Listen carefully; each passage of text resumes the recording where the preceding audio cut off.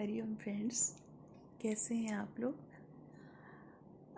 Friends, आज जिस topic पे हम ये वीडियो बना रहे हैं, एक्चुअली बहुत हर साल सोचते हैं कि बना लें, लेकिन बाय चांस नहीं बन पाता। आज भी थोड़ा सा स्वास्थ्य ठीक नहीं है, हेल्थ इश्यूज़ आ रहे हैं कुछ, लेकिन फिर भी हमने सोचा कि चलो आज याद आया तो बना लेते।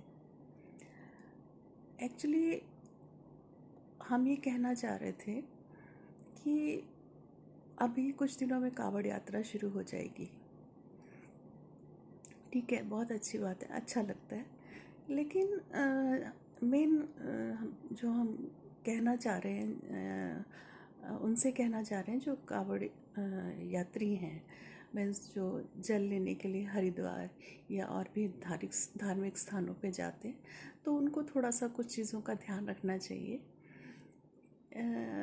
एक्चुअली वहाँ जहाँ ये आप लोग जाते हैं जल लेने, वहाँ पे आप लोगों के कारण बहुत सारे लोगों को कुछ प्रॉब्लम्स आती हैं, कुछ प्रॉब्लम्स को फेस करना पड़ता है, कुछ दिक्कतों का सामना करना पड़ता है। आप लोग पता नहीं इस बात को सोचते हैं या नहीं, लेकिन होता है ऐसा।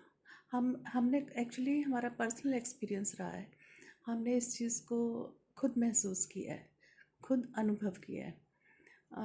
एक्चुअली कुछ टाइम पहले कुछ साल पहले हम कुछ महीनों के लिए हरिद्वार में थे, तो हम कनखल में रहते थे।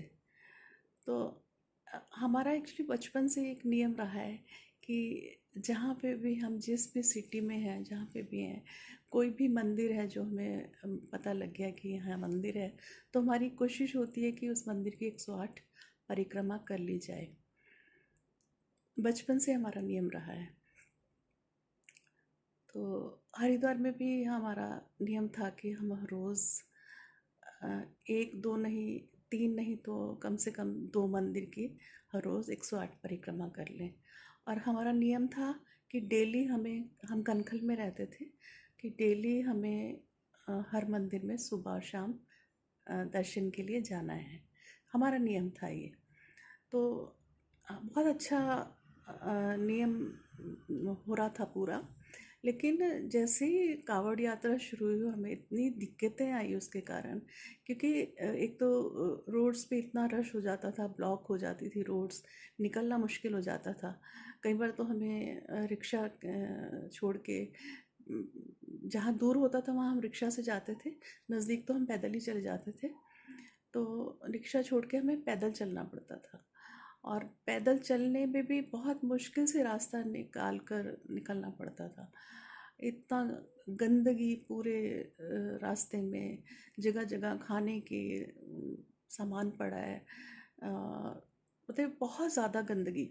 और फिर रात को पूरी पूरी रात तक डीजे बज रहे हैं इतनी ज़ोर ज़ोर से, हमें पूरी रात कानों में रुई डाल के सोना पड़ता था, इतना शोर शराबा होता था। ये हम तकरीबन वहाँ हमारी लोगों से बातचीत होती रहती है, तो कहते हैं ये हर साल यही हाल होता है यहाँ पे, मतलब इतनी परेशानी हो जाती है। तो आप अच्छे काम के लिए जाते हैं वहाँ पे, तो थोड़ा सा अगर इन चीज़ों का भी ध्यान रखें तो अच्छा लगेगा, औरों को भी अच्छा लगेगा और आप लोगों को भी, खुद को भी अच्छा लगेगा। तो प्लीज़ थोड़ा सा इस चीज़ का ध्यान रखिए।